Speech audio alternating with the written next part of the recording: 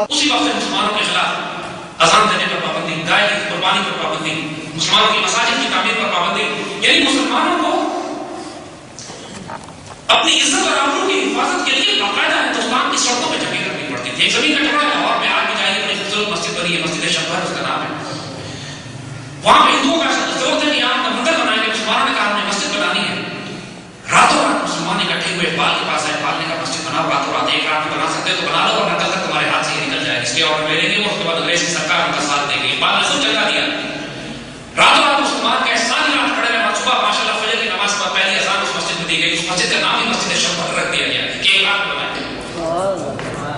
آج لاہور میں کھڑی ہے ماشاء اللہ. اس پر اقبال علی نے شعر کہا تھا بعد میں کہ مسجد تو بنا دی شبیر میں، ایما کی حرارت والوں نے، من اپنا پرانا پاپی تھا برسوں میں نمازی بن نہ سکا. امت میں جوش و جذبہ تو تھا لیکن اس کی صرف نہیں تھی. جوش و جذبہ تو تھا لیکن ساتھ ساتھ یہ تفرقے، یہ فتنے اور سب سے بڑھ کر یہ ذلت و رسوائی کہ بڑے بڑے مسلمان اس وقت کانگریسی مولویوں سے لے کر دانشوروں سے لے کر سیاستدانوں سے لے کر تمام کے تمام عزت اور آبرو انگریز کے ہاتھ بیچ چکے تھے. یہ وہ موقع تھا کہ جب 1930 میں فقیر اٹھتا ہے. 1930 میں وقت تعین کیجیے کہ جب بالکل اندھیرا ہے، کوئی سیاسی جماعت مسلمانوں کے پاس نہیں ہے، اٹھ کر کہتا ہے. اور یہ نہیں کہہ رہا کہ میری خواہش ہے کہ ایسا ہونا چاہیے. اب رب کی طرف سے دینی بصیرت و ودیت سے اعلان کر رہا ہے. میں دیکھ رہا ہوں کہ برریاست ہند کو توڑ کر ایک ریاست بنائی جائے گی جو عالم اسلام کی ریاست بنے گی. 1930 کا خطبہ الہ آباد اٹھا کے دیکھیے، صاف صاف کہہ رہے ہیں میں دیکھ رہا ہوں کہ یہ ہونے جا رہا ہے. 1938 میں اقبال کا انتقال ہو گیا. لوگوں نے اعتراض کیا، آپ تو کہتے تھے کہ یہاں ایک ریاست بنے گی. 30 میں جس کا آپ نے خواب دیا، اس وقت تک تو قرارداد پاکستان بھی پاس نہیں ہوئی تھی. 1940 میں قرارداد پاکستان پاس ہو گیا.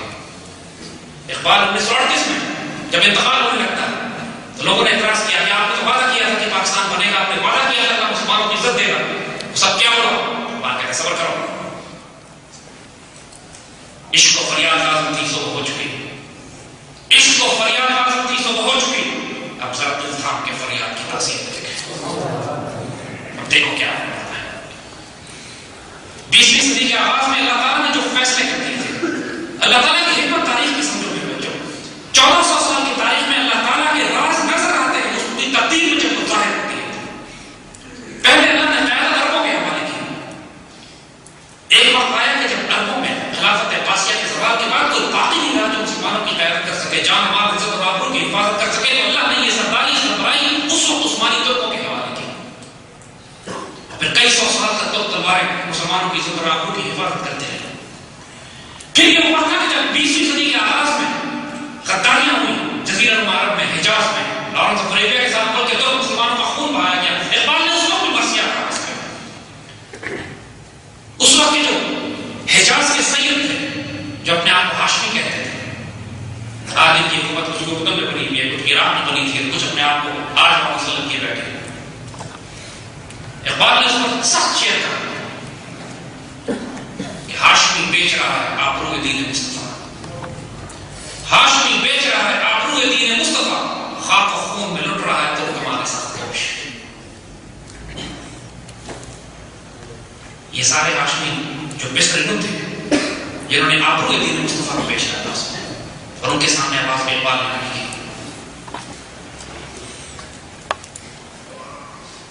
ایسے موقع میں، ایسے ماحول میں میرے آقا صلی اللہ علیہ وسلم نے جو ڈیوٹی عطا فرمائی جس پیر کو، اب تو مذاق تھا، اب تو امت کو بیدار کر. امت رسول کا جو عروج اب ظاہر ہونے والا ہے اس کا آغاز اللہ آپ کو مبارک کرے اس خطے زمین سے ہوگا جہاں آپ آج بستے ہیں، پاکستان سے. آئیں اس کی دلیل دیتے ہیں ہم کو، آئیں اس کی آپ کو دلیلیں دیتے ہیں. تاریخ اسلام میں جتنی مماثلت اس پاکستان کو مدینے کی ریاست سے ہے، 1400 سال کی مسلمان تاریخ میں کسی مسلمان ریاست میں اتنی مماثلت مدینے سے نہیں ہے. وہاں بھی مسلمانوں نے مشرکین مکہ سے ہجرت کی، مدینے کی اسلامی ریاست قائم کی. یہاں بھی مسلمانوں نے ہندوستان کے مشرکین سے ہجرت کی، پاکستان کی اسلامی ریاست قائم کی. وہاں بھی ہجرت کی، یہاں بھی ہجرت ہے. وہاں بھی بدر، احد، خندق اور تابر توڑ مقابلہ جنگیں ہوتی رہی مشرکین مکہ کے ساتھ. یہاں بھی ماشاءاللہ پاکستان بننے سے لے کر آج تک اب حالت جنگ میں مشرکین کے ساتھ. وہاں بھی خیبر کے یہودی مشرکین مکہ کے ساتھ مل کر مدینہ کی ریاست کو تباہ کرنا چاہتے تھے. یہاں بھی اسرائیل کے یہودی مشرکین ہند کے ساتھ مل کر مدینہ ثانی کو تباہ کرنا چاہتے تھے. وہاں بھی فتح مکہ ہوا تھا. یہاں فتح مکہ ہوگا انشاءاللہ. آنے والے دور میں اللہ تعالیٰ نے میرے آقا صلی اللہ علیہ وسلم نے جو خوشخبریاں دی ہیں غزوہ ہند کی, میرے آقا صلی اللہ علیہ وسلم نے جو مسلمانوں کی اس قوم کو خوشخبری دی ہے, اور یہ آخری دور کی خوشخبریاں ہیں, یہ اول دور کی نہیں. فرمایا گیا انشاءاللہ تمہارا ایک لشکر ضرور ہندوستان سے جنگ کرے گا, اور وہ لشکر ہندوستان کے حکمرانوں کو زنجیروں میں لپیٹ کر لائے گا. اور اس کے بعد جب یہ بڑھیں گے تو عیسیٰ علیہ السلام کو فلسطین میں پائیں گے, شام میں پائیں گے, اور وہاں جا کے پھر ان کے ساتھ شامل ہو جائیں گے. یہ آخری دور کی حدیث ہے. یہ خوشخبریاں پاک فوج کے لیے, پاکستانی قوم کے لیے. آئیں آپ کو ایک سب سے بڑا راز اور اس پاکستان میں دیں. یہ بھی اللہ کی طرف سے ایک تائید اور اشارہ. لفظ پاکستان پر غور کریں. پاکستان کی فارسی کے دو لفظ ہے, پاک ہے اور استان ہے. استان کہتے ہیں علاقے کو, خطے کو. ازبکستان, تاجکستان, تاجکوں کے علاقہ, اردوؤں کے علاقہ. اور ہمیں بچپن سے پڑھایا گیا پہلا کلمہ طیب. طیب مانے یہ پاک, اس پاک کا مطلب ہے طیب, استان کا مطلب ہے مدینہ. یہ لفظ پاکستان کا لغوی ترجمہ جو بھی مدینہ طیبہ.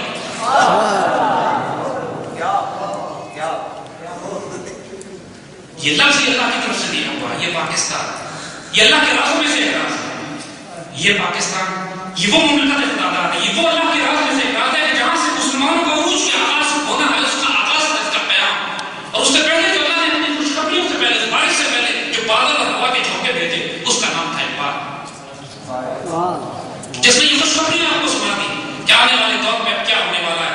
انشاءاللہ ایک ہوں گے مسلم حرم کے پاس پانی کے لیے, نیل کے ساتھ جو لے کر تابوفا کے کاش کر دیکھ کر صحیح, یہ نصیب آپ کے لیے لکھا ہے اللہ نے. لیکن اس سے پہلے جس نسل کی تیاری کر رہی ہے, جس نسل کو تیار کرنا ہے, جس کے ذمہ اللہ یہ کام میرا, یہ بات یاد رکھیے گا, اللہ کا کام ناپاک, حرام خور, پلیت لوگوں سے نہیں کرتا.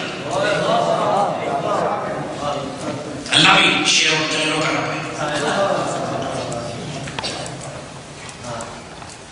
اور جب تک کہ وہ بندہ آزاد نہ پیدا ہو, اور اقبال بندہ آزاد کی صرف کیا بتا ہے, مرد آزاد کو نہیں ہے. یہ جو آج 50-60 مسلمان لوگ بنا بیٹھے ہیں, جو سب میں سب نعوذ باللہ تعلق کے غلام, ان کا سود اور ربا کا نظام معیشت میں چلتا ہے. جب ان سے کہو کہ سود اور ربا کے نظام ختم کرو تو کہتے ہیں کھائیں گے کیا. اقبال کہتے ہیں تاج اللہ ہوتی رزق موت اچھی, جس رزق میں آتی ہو پرواز ہوتا.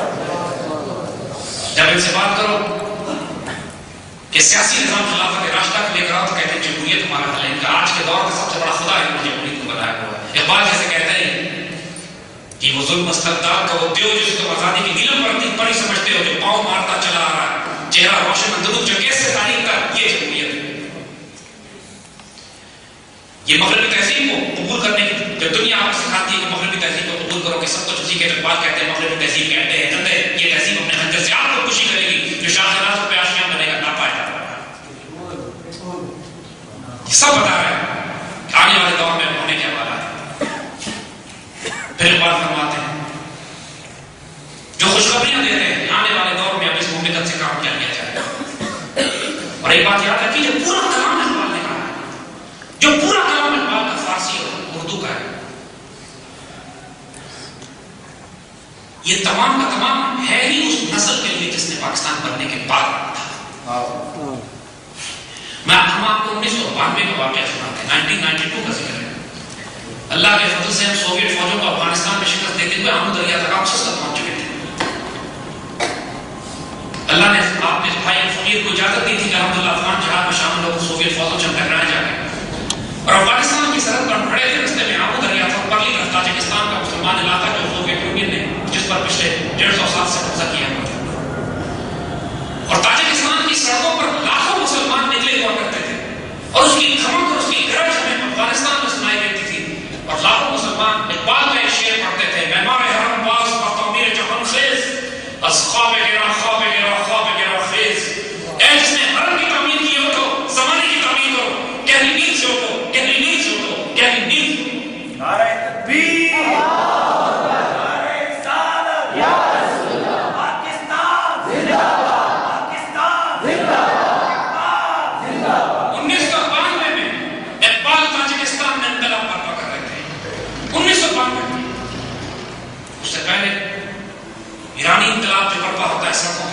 کی التحرا کی صرف کلام اقبال پڑھا جاتا تھا جس نے وہ انقلاب برپا کیا. ہمارے بزرگوں نے کلام اقبال سے آگ لگا کے حکومت میں حصہ نہیں لیا پر ریاست تقسیم کر کے حکومت نکال لی.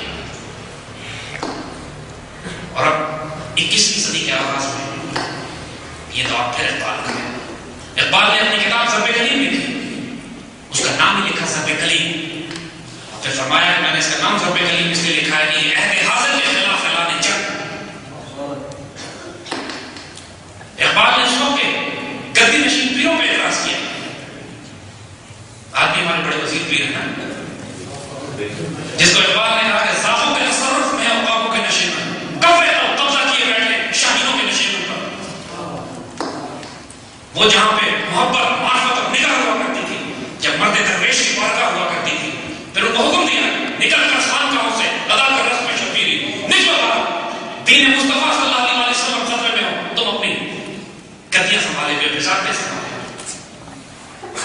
اقبال نے اس وقت علماء میں شدید تنقید کی. کانگریسی قومی جو تھی بدبخت کہ جنہوں نے قائد-اعظم کو کافر اعظم کہا, پاکستان کو بلیدستان کافرستان کہا, ان کے خلاف اقبال نے اعلان جنگ کیا. اس وقت کے کسی عالم, کسی مسلمان دانشور کے لیے ممکن نہیں تھا کہ ان کے خلاف ہو کے بات کرتے. اقبال نے ان کا اگلا وقت اپنے کلام میں آج بھی لکھا ہوا ہے, کلام اٹھا کے دیکھیں. اقبال نے وطنیت کے خلاف, وطنیت کا وہ تصور کہ جس میں قوموں کو توڑا جاتا ہے, مسلمان ملت کو توڑ کے, جب خلاف کو توڑ کے 60 ملکوں میں مسلمان کو تقسیم کیا, اقبال نے اس کو پسند دی. تو ابھی راہ گزر میں ہے, کہتے مقام سے گزر, مصر و حجاز